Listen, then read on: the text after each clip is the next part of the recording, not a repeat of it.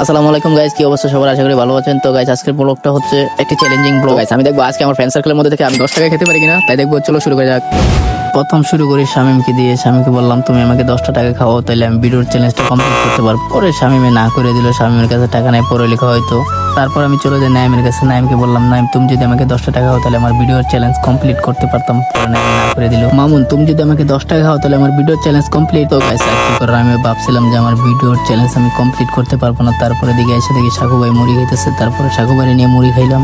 Guys মুড়ি খাওয়াটা কিন্তু ছিল চ্যালেঞ্জের বাইরে। গাইস ওই জায়গায় আশাফুল শিকারা খাইতেছে, তো তার কাছে আমি চ্যালেঞ্জ কমপ্লিট করার জন্য 10 টাকা যাবো। চলো গাইস আমি তো বই পেয়ে গেছিলাম। আশাফুল তুমি আমাকে 10 টাকা খাও তাহলে আমি ভিডিওর একটা চ্যালেঞ্জ কমপ্লিট করতে পারবো। তুমি কি আমাকে 10 টাকা খাওয়াতে ইচ্ছুক আছো? তো গাইস ফাইনালি পেয়ে গেলাম।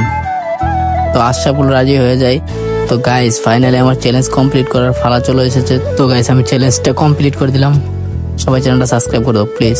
Challenge complete.